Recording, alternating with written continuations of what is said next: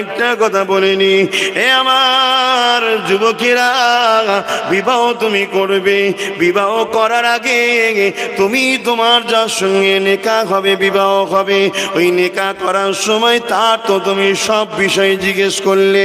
কখনো কি তুমি একবার জিজ্ঞাসা করেছো নারী তুমি কি পর্দায় থাকা পছন্দ করো? যদি পর্দায় থাকতে পারো তাহলে তোমার সঙ্গে আমার সম্পর্ক চলবে, কেননা পর্দা আল্লাহ পাকের বিধান। তোমার এখন বডিগার্ড আমি হব, আমার উপরে দায়িত্ব হলো তোমার স্ত্রীকে পর্দায় রাখা।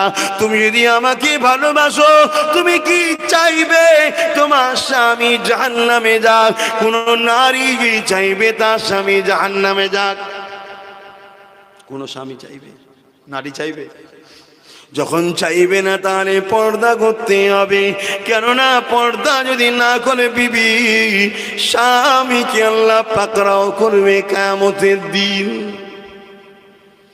এই যুবকেরা, তরুণেরা, এখন কোন স্বামী যদি বলে স্ত্রীকে পর্দা করার কথা, ওই স্ত্রী যদি বলে আমি করব না, স্বামী তোমাকে তাহলে জাহান্নামে সে পাঠাতে চাইছে। যে তোমার জাহান্নাম চাই, ওই স্ত্রীর সাথে মনে হয় স্বামীর আর কোনো সম্পর্ক রাখার প্রয়োজন। এই হুজুরে সব সংসার ভাঙাবে রে, কোথা আছে সংসার সেটি তো খুঁজে পেচ্ছি নি আমি। কি গো ভুল করছি নাকি? না বাবা, বড্ড বেশি বলে ফেলছি, দরকার নেই। আরে সে তোমায় যদি জাহান্নামে পাঠাতে চায় তাহলে ভালোবাসি কি? যেখানে ভালোবাসা নাই সেখানে সম্পর্ক থাকে, স্বাভাবিক। তরুণেরা, 3 নম্বর আর একটা কথা বলে দিয়ে যায়, কেউ যদি কোনো নারী খুশি মনে গায়ে থলে জড়িয়ে নিয়ে বাইরে বেরোয়, এই দেশে সংবিধান তাকে রুখার ক্ষমতা নাই। আছে? তাহলে আজকে নারীগুলোকে জিজ্ঞাসা করো, নারী তুমি হিজাব চাও না, হিজাব চাও না? যে বলবে চাই না তাকে বাঁ দিকে করে দাও, যে বলবে চাই তাকে ডান দিকে করে দাও। যে চাই না সে তার মতো থাকো, যে চায় সে তার মতো থাকো। যে চাই না তাকে তুমি নোবেল পুরস্কার দাও, কেন অনেক দেখিয়ে ফেলেছে। যে দেখাই নে তাকে তুমি খার ধাক্কা দিয়ে বার করিয়ে দাও।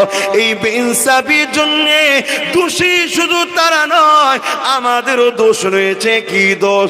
এই দোষটা হলো যাকে তাকে ছাগল পাগল মূর্খকে আমরা আমাদের লিডার বানিয়ে কাঁধে তুলে ফেলেছি। মাল্লাতি নাবা সব ঠিক হয়ে যাবে বললাম নাকি গো? এটা বাড়াবাড়ি হয়ে গেছে।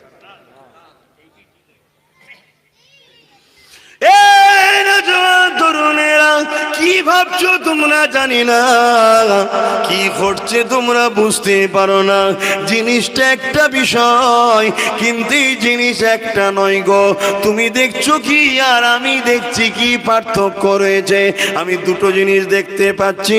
একটা হলো আমাদের জন্য জাহান্নাম যাবার রাস্তা ক্লিয়ার হচ্ছে, কেননা আমরা হকের হয়ে লড়তে পারছি না।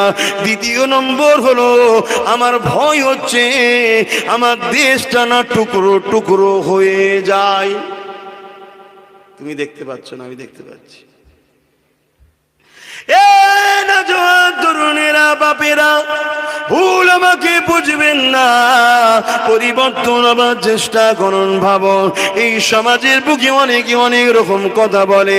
তোমরা যে মেয়েগুলোকে বোরকা পরিয়ে ঢাকিয়ে রেখেছ, ওদের স্বাধীনতা কেড়ে নিয়েছ। কে কাকে স্বাধীনতা দিয়েছে বলো? কাপড় খুললে যদি স্বাধীনতা হয়ে যায়, তাহলে আমার বোনেদেরকে মায়েদেরকে বলবো, যারা তোমাদেরকে এই কথা বলে তাদের কথা কি তোমরা পছন্দ করো? আমার মা বোনেদের মধ্যে যারা বলবে পছন্দ করি, তাহলে তাদের সঙ্গে মিশে যাও। আমার আল্লাহর সঙ্গে তোমার সম্পর্ক নাই, আর যার সঙ্গে আল্লাহর সম্পর্ক নাই আমাদেরও কোনো সম্পর্ক নাই। কেন? মান আহাব্বা লিল্লাহ ওয়া আবগাদা লিল্লাহ ওয়া আতা লিল্লাহ ওয়া মানা লিল্লাহ। তোমার সঙ্গে ঝগড়াও নয়, বন্ধুত্ব নয়, দূরত্ব আমরা তৈরি করে নেব।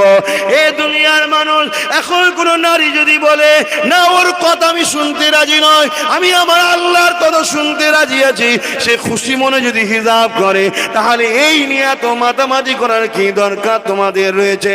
এই সমাজের মধ্যে পার্লামেন্টে উলঙ্গ মানুষ যদি ঢুকতে পারে, উলঙ্গ আর মানুষের মধ্যে পার্থক্য কি রয়েছে? মানুষ ভালো মন্দ বোঝে, পরনা ইজ্জতকে ঢাকে, আর রাস্তা দিয়ে একটা কুকুর ঘোরে, ওর সঙ্গে আমার পার্থক্য এটা। ওর ইজ্জত সম্মান ভালো মন্দ বোঝে না, তাই উলঙ্গ থাকে। আমি ইজ্জত সম্মান বুঝি, তাই কাপড়টা ঢেকে রাখি। এরপরও জমিনের ওপরে কেউ যদি মনে করে উলঙ্গটা আমার ধর্মীয় স্বাধীনতা, আমরা ভারতবর্ষের মানুষ হিসাবে তাকে কখনো বাধা দিই না, তার বিষয়ে কোনো মন্তব্য করি না, তার বিষয়ে আন্দোলনও করি না যে উলঙ্গ চলছে না, চলবে না, এটা কখনো আমরা বলতে যাই না। এই সমাজের মধ্যে যদি কেউ পেশাদি হওয়ার পরে মাথায় সিঁদুর দিয়ে স্কুলে যেতে পারে, তার বিরুদ্ধে আমরা কখনো মন্তব্য করি না, কারণ আমার বোনের ওইটা ধর্মীয় পরিচয়। বিবাহর পরে তারা সিঁদুর দেয়, পড়াশোনার তো শেষ নাই, বিবাহর পরও যিনি পরে পড়তে পারে, এর জন্য কখনো আমরা আন্দোলন করিনি যে ধর্ম স্থানে কেন, শিক্ষা স্থানে কেন ধর্মীয় কালচার নিয়ে যাবে, ধর্মীয় সংস্কৃতি নিয়ে যাবে, এই ব্যাপারে কখনো আমরা বলি না।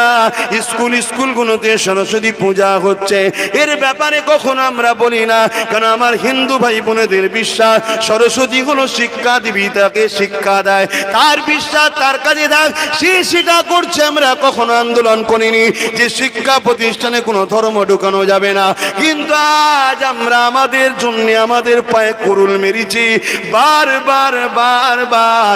শুধু মুসলমানের দাড়ি, মুসলমানের টুপি, মুসলমান নারীদের হিজাব, মুসলমানের কালেমা, মুসলমান মুসলমান মুসলমান মুসলমান, এর জন্য আমি কাউকে দোষারোপ করব না, এর জন্য দোষারোপ করব দুই শ্রেণীর মানুষকে।